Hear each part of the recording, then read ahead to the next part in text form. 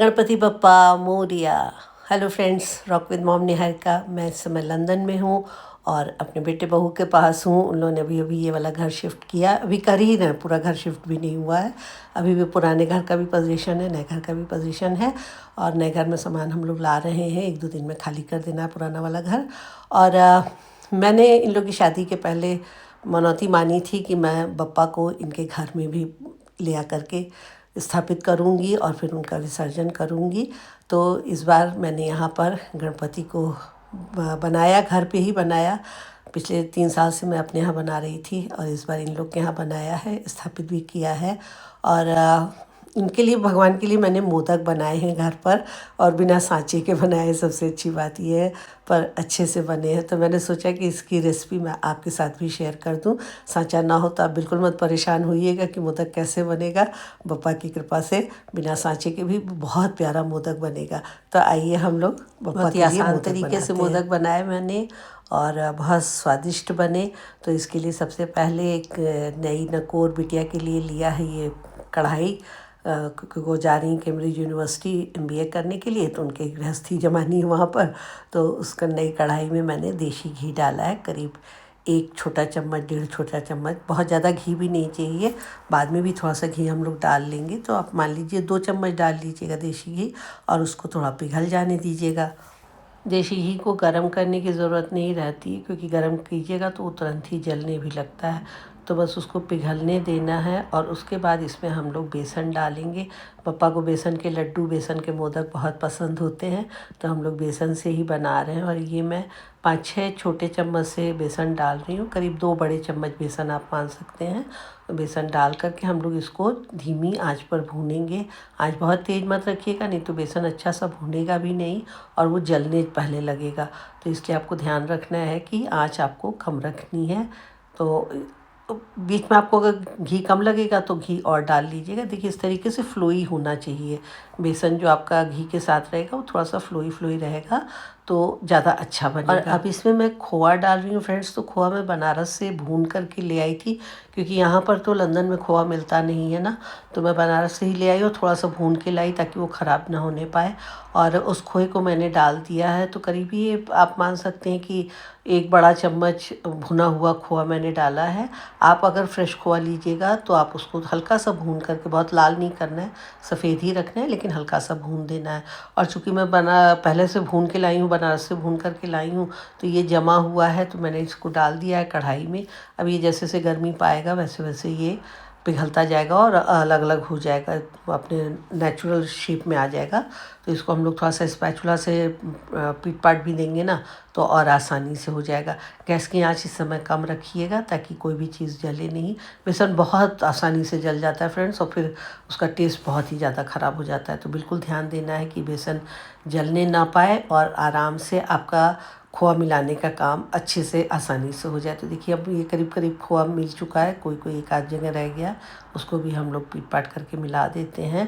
और जब सारा अच्छी तरीके से मिल जाएगा तो खोए को तो भूनना नहीं है। बेसन आप देख रहे हैं रंग बदल चुका है भूनने का, बेसन का, और उसमें खुशबू भी आने लगी हुई भुनी हुई सी।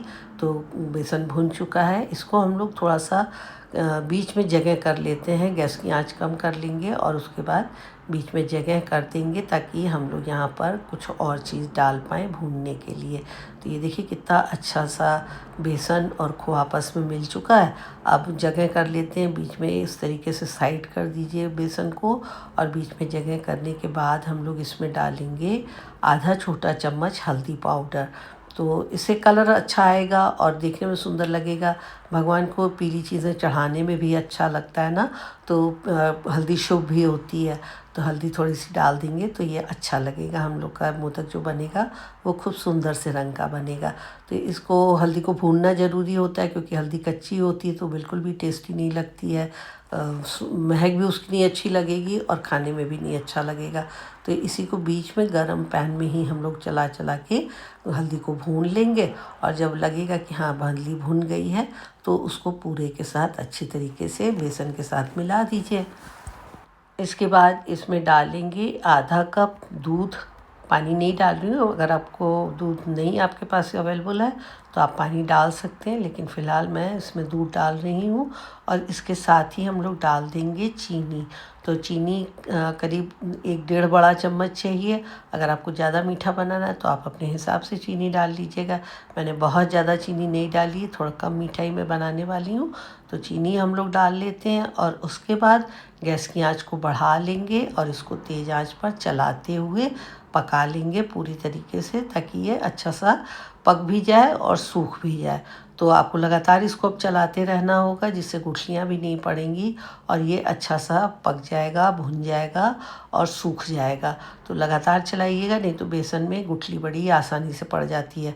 तो आपको लगातार इसको चलाते रहना है, मिलाते रहना है।